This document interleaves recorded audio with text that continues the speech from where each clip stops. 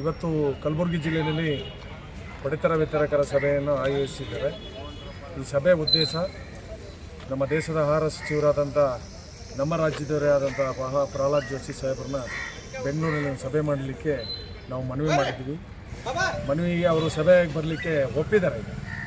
ಕಾರಣ ಇಷ್ಟೇ, ಕೇಂದ್ರ ಸರ್ಕಾರದಿಂದ ಬರುವಂಥ ಸವಲತ್ತುಗಳನ್ನ ನಮ್ಮ ಈ ರಾಜ್ಯದ ಕಾರ್ಡ್ದಾರರಿಗೆ ಕೊಡಿಸ್ಬೇಕು ಅನ್ನೋ ಉದ್ದೇಶ. ಏನು ಭಾರತ ರೈಸು, ಭಾರತ್ ಬೇಳೆ, ಭಾರತ್ ಗೋಧಿ ಹಿಟ್ಟು ಮತ್ತು ಭಾರತ್ ಸಕ್ಕರೆ, ಭಾರತ್ ಆಯಿಲ್ ಅಂತ ಇವೆಲ್ಲ ಘೋಷಣೆ ಮಾಡಿದ್ದಾರೆ ಕೇಂದ್ರ ಸರ್ಕಾರ. ಅದನ್ನು ನಮ್ಮ ರಾಜ್ಯದಲ್ಲಿ ಪ್ರಪ್ರಥಮವಾಗಿ ಕಾರ್ಡ್ದಾರರು ಕೊಡಿಸ್ಬೇಕು. ನಮ್ಮ ಮಾಲೀಕರಿಗೂ ಸಹ ಒಂದು ಸ್ವಲ್ಪ ಹೆಲ್ಪ್ ಆಗ್ತದೆ. ಕ್ವಾಂಟಿಟಿ ಜಾಸ್ತಿ ಆದಾಗ ಕಮಿಷನ್ ಸ್ವಲ್ಪ ಜಾಸ್ತಿ ಬರ್ತದೆ ಅನ್ನೋ ಉದ್ದೇಶದಿಂದ ಒಂದು ದೊಡ್ಡ ಬೃಹತ್ಕಾರವಾದಂಥ ಸಭೆನ ದೆಹಲಿಯಲ್ಲಿ ಮಾಡಬೇಕಾಯಿತು. ಈ ಸರಿ ಕರ್ನಾಟಕದಲ್ಲಿ ಮಾಡೋಣ ಅನ್ನೋ ಒಂದು ತೀರ್ಮಾನ ಮಾಡಿ ಪ್ರತಿ ಜಿಲ್ಲೆ ಟೂರ್ ಮಾಡ್ತಾಯಿದ್ದೀನಿ. ನಿಮ್ಮ ಮೂಲಕ ಮನವಿ ಮಾಡ್ತಾಯಿದ್ದೀವಿ, ಈ ಜಿಲ್ಲೆಯ ಎಲ್ಲ ಮಾಲೀಕರು ಅವತ್ತು ಕಾರ್ಯಕ್ರಮಕ್ಕೆ ಬರಬೇಕು. ನಿಮ್ಮ ಮನವಿನ ರಾಜ್ಯ ಸಚಿವರು ಬರ್ತಾರಾಗ ಅವ್ರಿಗೆ ಮನವಿ ಮಾಡಿ ನಮ್ಮ ಸಮಸ್ಯೆಗಳನ್ನ ಬಗೆಹರಿಸ್ಕೊಡ್ಬೇಕು. ಅವ್ರು ಕೇಂದ್ರ ಸರ್ಕಾರದವರು ಸಹ ಕಮಿಷನ್ ಜಾಸ್ತಿ ಮಾಡಲಿ, ಅಲಾಟ್ ಕ್ವಾಂಟಿಟಿ ಜಾಸ್ತಿ ಕೊಡಲಿ.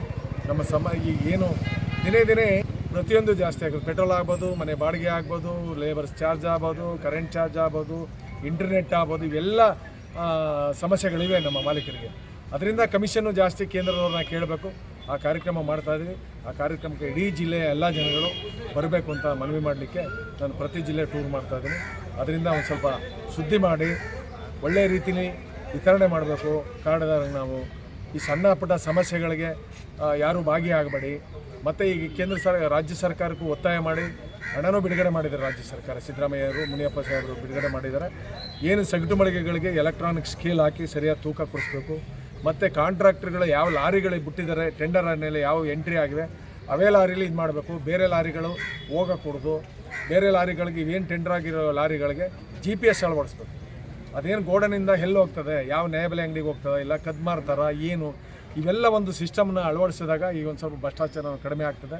ಇದು ಎಲ್ಲೋ ಒಂದು ಕಡೆ ಅಕ್ಕಿ ಹಿಡಿದು ಯಾರೋ ಲಾರಿಲಿ ತಗೊಂಡೋಗ್ತಾ ಇರ್ತಾನೆ, ಅವ್ನು ಹಿಡ್ಕೊಂಡ್ರೆ ಅಲ್ಲಿ ಬರೋದೇ ಪೇಪರಲ್ಲಿ ಬರೋದು ನ್ಯಾಯಬೆಲೆ ಅಂಗಡಿ ಅಕ್ಕಿ ಹೊಡಿತಾ ಇದ್ದಾರೆ.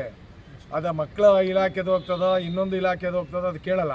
ನ್ಯಾಯಬೆಲೆ ಅಂಗಡಿ ಮಾಲೀಕರು ಕದೀತಾ ಇದ್ದಾರೆ ಅಂತ, ಎಲ್ಲಿ ಕದೀತಾ ಇದ್ದಾರೆ, ಹೆಂಗೆ ಕದೀತಾ ಇದ್ದಾರೆ ಅಂತ ಅದು ಚೆಕ್ ಮಾಡೋದೇ ಇಲ್ಲ. ಅದು ಈ ಪತ್ರಿಕೆಯಲ್ಲಿ ಮತ್ತು ಸುದ್ದಿ ಮಾಡ್ತಾರೆ. ಅದರಿಂದ ನಮ್ಮೇಲೆ ಭ್ರಷ್ಟಾಚಾರ ಇಲಾಖೆಯಲ್ಲಿ ಏನು ನಡೀತಾ ಇದೆ, ಭ್ರಷ್ಟಾಚಾರಗಳು ಗೋಡನ್ಗಳಲ್ಲಿ ಅವಕ್ಕೆಲ್ಲ GPS ಎಲೆಕ್ಟ್ರಾನಿಕ್ ಸ್ಕೇಲ್ ಆಡಿಸಿದಾಗ ಈ ಭ್ರಷ್ಟಾಚಾರ ಕಡಿಮೆ ಆಗ್ತದೆ. ನಮ್ಮವರೆಲ್ಲರಿಗೂ ಹೇಳ್ತಾ ಇದ್ದೀನಿ, ಕರೆಕ್ಟಾಗಿ ಇದು ಅನ್ನ ಹಾಕೋ ಇಲಾಖೆ, ಹೊಟ್ಟೆ ತುಂಬ ಅನ್ನ ಹಾಕೋ ಇಲಾಖೆ. ಯಾರು ಹಸುವಿನಿಂದ ಆ ಅಂಗಡಿಗೆ ಸಂಬಂಧಪಟ್ಟಂಥವ್ರು ಕಾರ್ಡ್ಗೆ ಅಕ್ಕಿ ಸಿಕ್ಕಿಲ್ಲ, ನಮಗೆ ಅಕ್ಕಿ ಕೊಡಲಿಲ್ಲ, ಮಿಸ್ಗೈಡ್ ಮಾಡಿದ್ರು ಅಂತ ಅವ್ರು ಏನೋ ಶಾಪ ಹಾಕಿದ್ರೆ ನಮಗೆಲ್ಲ ಒಳ್ಳೆಯದಾಗಲ್ಲ. ಆ ಕಾರ್ಡ್ದಾರರು ಹೊಟ್ಟೆ ತುಂಬಿಸೋದೇ ನಮ್ಮ ನ್ಯಾಯಬೆಲೆ ಅಂಗಡಿ ಮಾಲೀಕರ ಕೆಲಸ. ಅದನ್ನು 100ಕ್ಕೆ 95% ಈ ದೇಶಕ್ಕೆ ಮಾದರಿಯಾಗಿ ನಾವು ವಿತರಣೆ ಮಾಡ್ತಾ ಇದ್ದೀವಿ. ಕೆಲವು ಕಡೆ ಇದೆ ತಪ್ಪು ಮಾಡ್ತಾರೆ, ಇಲ್ಲ ಅಂತ ಇಲ್ಲ. ನಾವೆಲ್ಲ ಸತ್ಯ ಹರಿಶ್ಚಂದ್ರ ಅಂತ ಹೇಳ್ಕೊಳಕ್ಕಾಗಲ್ಲ. ಯಾರೊಬ್ಬರು 20,000 ಜನದಲ್ಲಿ ಯಾರ ಒಂದು 2% ತಪ್ಪು ಮಾಡಿದ್ರು ಅದು 20,000 ಜನಕ್ಕೂ ಶಾಪ ಆಗ್ತದೆ. ಅದು ಆಗಬಾರ್ದು ಅಂತ ನಿಮ್ಮ ಹೇಳ್ತಾರೆ. ಸರ್, ಈಗ ಎಷ್ಟು ಜಿಲ್ಲಾ ಚಾಮರಾಜನಗರ, ಮೈಸೂರು, ಶಿವಮೊಗ್ಗ, ಚಿಕ್ಕಮಗಳೂರು ಮತ್ತು ರಾಮನಗರ, ಮಂಡ್ಯ ಇವೆಲ್ಲ ಮುಗಿಸ್ಕೊಂಡು ಈಗ ರಾಯಚೂರು, ಕೊಪ್ಪಳ, ಯಾದಗಿರಿ ಈಗ ಇದನ್ನು ಮಾಡ್ತಾಯಿದ್ದೀವಿ. ಈಗ ಮುಗಿಸಿ ಇವತ್ತು ಏನು ನನಗೆ ಫೈನಲ್ ಆಗ್ತದೆ ಡೇಟು, ಆ ಡೇಟ್ಗೆ ಡೈರೆಕ್ಟ್ ಬೆಂಗಳೂರಿಗೆ ಹೋಗಿ ಆ ಪ್ಲೇಸ್ ನೋಡಬೇಕು. ಪ್ಯಾಲೇಸ್ ಗ್ರೌಂಡ್ ಎಲ್ಲ ಇಲ್ಲ, ಸರ್ಕಾರಿ ನೌಕರು ಬರೋಣ, ಇವೆಲ್ಲ ಪ್ಲೇಸ್ ನೋಡಿ ನಾವು ಅಧಿಕೃತವಾಗಿ ನಿಮ್ಮ ಪ್ರೆಸ್ನವ್ರಿಗೆ ತಿಳಿಸ್ತೀವಿ. ಮುಖ್ಯ ನಿರ್ಧಾರ ಏನು ಮಾಡಬೇಕಂತ ಏನಿಲ್ಲ, ನಮ್ಮ ಬೇಡಿಕೆ ಏನಿದೆ ಕೇಂದ್ರ ಸರ್ಕಾರ ಕೊಡಲಿ. ಅವ್ರಿಗೂ ಓಟ್ ಹಾಕಿದ್ದೀವಲ್ಲ ನಾವು. ಸಿದ್ದರಾಮಯ್ಯನವ್ರು ಏನು ಹೇಳಿದ್ರು, 136 ಜನ ಗೆಲ್ಲಬೇಕಾದ್ರೆ ಈ ಅನ್ನಭಾಗ್ಯನೇ ಪ್ರಮುಖವಾದದ್ದು. 13ನೇ ಇಸ್ವಿನಲ್ಲಿ ಕೊಟ್ಟಂಥ ಕೊಡುಗೆನ ಕಾರ್ಡ್ದಾರ ಕೊಡ್ತೀನಿ, ನಮ್ಗೆ ಓಟ್ ಹಾಕ್ರಪ್ಪ ಅಂದರು. ಅವ್ರಿಗೆ ಗೊತ್ತಿಲ್ಲವೇನೋ 136 ಜನ ಓಟ್ ಹಾಕ್ಕೊಟ್ಟವ್ರೆ. ಯಾವುದಕ್ಕೋಸ್ಕರ ಇದು ಅನ್ನಭಾಗ್ಯದ ಅನ್ನ ಈ ನ್ಯಾಯಬೆಲೆ ಅಂಗಡಿ ಕೊಡ್ತಾವ್ರಲ್ಲ ಅಕ್ಕಿಯ, ಅದಕ್ಕೋಸ್ಕರ ಜನ ತೀರ್ಮಾನ ಮಾಡಿದ್ರು. ನೀವು ಯಾವುದೋ ಗ್ಯಾರಂಟಿ ಮಹಿಳೆಯರಿಗೆ ದುಡ್ಡು ಕೊಡ್ತೀವಿ, ಕರೆಂಟ್ ಚಾರ್ಜ್ ಕೊಡ್ತೀವಿ, ಅವಕ್ಕೆ ಯಾಕಲ್ಲ. ಅನ್ನಭಾಗ್ಯ ಅಕ್ಕಿ ಸಿದ್ದರಾಮಯ್ಯರು 13ನೇ ಇಸ್ವಿನಲ್ಲಿ ಏನು ಕೊಟ್ಟಿದ್ರು ಅದನ್ನು ಕೊಡ್ತಾರೆ, ನಮಗೆಲ್ಲ ಹೊಟ್ಟೆ ತುಂಬ ಆಹಾರ ಪದಾರ್ಥ ಕೊಡ್ತಾರೆ ಅನ್ನೋ ದೃಷ್ಟಿಯಿಂದ 136 ಜನ ಗೆಲ್ಲಿಸಿದ್ದಾರೆ. ಮಾನ್ಯ ಮುಖ್ಯಮಂತ್ರಿಯವರು ಕೊಟ್ಟಂಥ ಮಾತನ್ನು ಉಳಿಸ್ಕೊಳ್ಳಿ ಅಂತ ನಿಮ್ಮ ಮೂಲಕ ಮನವಿ ಮಾಡ್ತಾರೆ ಅಂತ ಹೇಳ್ತಾರೆ, ಆರೋಪ ಮಾಡ್ತಾರೆ ನಿಮ್ಮ ಡೀಲರ್ಸ್ಗಳೆಲ್ಲ. ಅದಕ್ಕೇ ನಾನು ಈಗ ಹೇಳಿದೆ, ಸಗಟು ಮಳಿಗೆಗಳಿಗೆ ರಾಜ್ಯ ಸರ್ಕಾರ 34 ಕೋಟಿ ಬಿಡುಗಡೆ ಮಾಡಿದೆ. ಸಗಟು ಮಳಿಗೆಗಳಲ್ಲಿ ನೀವು ಯಾರೋ ಮನೆ ಕೆಲಸನೋ ಕಳಿಸ್ಬಿಟ್ಟು ಗೋಡನ್ ಮ್ಯಾನೇಜರ್ ನಮ್ಮ ಹುಡುಗ ಬರ್ತಾವನು ಅಕ್ಕಿ ತುಂಬ ಕಳಿಸಿ ಅಂತಾರೆ. ಅದು ಏನು ಎಲೆಕ್ಟ್ರಾನಿಕ್ ಸ್ಕೇಲ್ ಬಯೋಮೆಟ್ರಿಕ್ ಅಳವಡಿಸೋದ್ರೆ ಸೆಕ್ಟರ್ ಮಳಿಗೆಗಳಲ್ಲಿ ಯಾರೂ ಹೋಗಂಗಿಲ್ಲ. ಪ್ರಾಧಿಕಾರ ಯಾರ ಹೆಸರಲ್ಲಿರ್ತಾರೆ ಅವನೇ ಹೋಗಿ ತಮ್ಮ ಕೊಡಬೇಕು. ಆ ತಮ್ಮ ಕೊಟ್ಟಾಗ 101 kg ಚೀಲ ಸೇರಿಸಿ 101 kg ಬಂದೇ ಬರ್ತದೆ. 50 kg ಚೀಲ ಈಗ ಬರೋದು 50 kg 630 ಗ್ರಾಮ್ ಅದು ಹಾಕಿದ್ರೇ ಓಪನ್ ಆಗೋದು.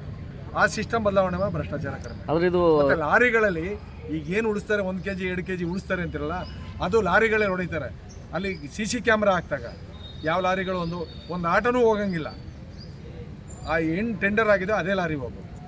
CC ಕ್ಯಾಮ್ರಾ ಹಾಕಿದಾಗ ಎಲ್ಲ ರೆಕಾರ್ಡ್ ಆಗ್ತದೆ, ಯಾರು ಬಂದರು, ತಮ್ಮ ಕೊಟ್ಟರು, ಯಾವ ಲಾರಿ ಹೋಗಿತ್ತು ಏನು ಅಂತ. ಆ GPS ಅಳವಡಿಸಿದಾಗ ಆ ಲಾರಿ ಸೀದಾ ಅಂಗಡಿಗಳಿಗೆ ಹೋಗ್ತದೆ, ಇಲ್ಲ ಬೇರೆ ಸ್ಥಳಕ್ಕೆ ಅವ್ಯವಹಾರಕ್ಕೆ ಹೋಗ್ತದೆ ಅನ್ನೋ ಗೊತ್ತಾಗ್ತದೆ. ಅದಕ್ಕೆ ನಾನು ಸರ್ಕಾರ ನಿಮ್ಮ ಮುಂದೆ ಗೊತ್ತಾಗ್ತದೆ. ಅದು ಇಲಾಖೆ ಅಧಿಕಾರಿಗಳು ಕ್ರಮ ತಗೋಬೇಕಂದ್ರೆ ನಾವು ಯಾರೇ ಇಲಾಖೆ ಒಳ್ಳೆ ಕೆಲಸ ಮಾಡಿದವ್ರಿಗೆ ಸನ್ಮಾನ ಮಾಡ್ತೀವಿ. ಅವ್ರಿಗೆ ಕೆಲಸ ಸರಿ ಮಾಡ್ದೇನೆ ಇದ್ರು ಅವರು ಇಲಾಖೆಗೆ ಕೆಟ್ಟ ಹೆಸರು ಬರೋದಾದ್ರೆ ಅವರು ಬೇರೆ ರೀತಿ ಸನ್ಮಾನ ಮಾಡ್ತೀವಿ. 2 ಥರ ಇದೆ, ಒಳ್ಳೇದು ಕೆಟ್ಟದಿಲ್ಲ. ಅದರಿಂದ ಮಾನ್ಯ ಇಲಾಖೆ ಅಧಿಕಾರಿಗಳು ಇಲ್ಲಿ ಒಳ್ಳೆಯವರು ಇದ್ದಾರೆ ಏನೋ ಕಾಣ್ತದೆ. ಭೀಮರಾವ್ ಅಂತ ಯಾರು ಬಂದಿರಬೇಕಿಲ್ಲ, DD ತುಂಬ ಒಳ್ಳೆ ಆಫೀಸರ್ ಏನೋ ಕಾಣ್ತಾರೆ. ಅದರಿಂದ ಇಲ್ಲೇನು ನಡೆಯಲ್ಲ, ಹಿಂದೇನೇನು ನಡೀತಿತ್ತು ಈಗೇನು ನಡೆಯಲ್ಲ ಅನ್ನೋ ಕಾಣ್ತದೆ. ಇಲ್ಲಿ ಒಳ್ಳೊಳ್ಳೆ ನಮ್ಮ ಮಲ್ಲಿಕಾರ್ಜುನ್ ಖರ್ಗೆ ಸಾಹೇಬರು, ಪ್ರಿಯಾಂಕಾ ಖರ್ಗೆ ಸಾಹೇಬರು, ಇವರೆಲ್ಲ ಒಳ್ಳೊಳ್ಳೆ ಅಧಿಕಾರಿ ರಾಜಕಾರಣಿಗಳಿದ್ದಾರೆ. ಅಂಥವಕ್ಕೇನು ಅವಕಾಶ ಕೊಡಲ್ಲ. ಅವಕಾಶ ಕೊಟ್ಟು ಅದರಲ್ಲೂ ಮಿತಿಮೀರಿ ಮಾಡಿದವ್ರ ಅವರ EC ಕೇಸ್ ಹಾಕಿ, ಕಾಡ್ದಾರ ಮೋಸ ಮಾಡಿದವ್ರು EC ಕೇಸ್ ಹಾಕಿ ಜೈಲಿಗೆ ಹಾಕ್ಬಿಡ್ತೀವಿ. ತಲೆ ಕೆಡಿಸ್ಕೊಳ್ಳೋದು.